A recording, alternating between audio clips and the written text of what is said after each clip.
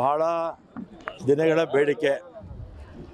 ರಾಮನಗರದವರು ಕೇಳ್ತಾಯಿದ್ರು, ಚನ್ನಪಟ್ಟಣದವರು ಕೇಳ್ತಾಯಿದ್ರು, ಕನಕಪುರದವರು ಕೇಳ್ತಾಯಿದ್ರು.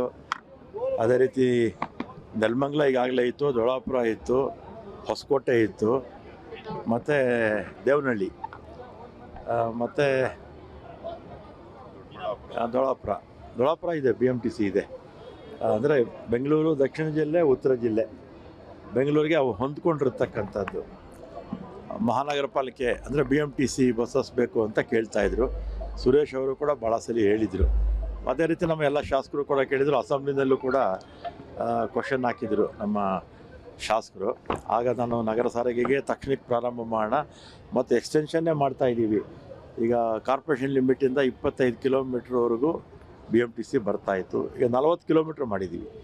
40 kilometre ಅಂದರೆ ಕೆಂಗೇರಿ ತಾನೇ last. ಕೆಂಗೇರಿಯಿಂದ 40 ಕಿಲೋಮೀಟ್ರ್ವರೆಗೂ buses ಇರುತ್ತೆ. ಸಾರ್ವಜನಿಕರಿಗೆ ಅನುಕೂಲ ಆಗುತ್ತೆ. ಕಾರಣ ಏನಂದರೆ ಬೆಂಗಳೂರು ಉತ್ತರ ಜಿಲ್ಲೆ, ದಕ್ಷಿಣ ಜಿಲ್ಲೆಯಲ್ಲಿ ಬೆಂಗಳೂರಿನಲ್ಲಿ ಯಾವ ರೀತಿ ಜನ ಇದ್ದಾರೋ ಈ ಸುತ್ತ ಎರಡೂ ಜಿಲ್ಲೆನಲ್ಲೂ ಕೂಡ ಅದೇ ರೀತಿ ಜನಸಂಖ್ಯೆ ಜಾಸ್ತಿ ಆಗ್ತಾಯಿದೆ. ಅತಿ ಹೆಚ್ಚು ಅಪಾರ್ಟ್ಮೆಂಟ್ಸು, ಲೇಔಟ್ಸು, ವಿಲ್ಲಾಸು ಮತ್ತು ಹಳ್ಳಿಗಳಲ್ಲೂ ಕೂಡ ಜನ ಜಾಸ್ತಿ ಆಗ್ತಾಯಿದ್ದಾರೆ. ಸಾರ್ವಜನಿಕರಿಗೆ ಅನುಕೂಲ. ಇವತ್ತು ಆದೇಶ ಆಗುತ್ತೆ. ಲಾಸ್ಟ್ ಬೋರ್ಡ್ ಮೀಟಿಂಗಲ್ಲಿ ತೀರ್ಮಾನ ತೊಗೊಂಡಿದ್ವಿ. ಇವತ್ತು ಆದೇಶ ಆಗುತ್ತೆ.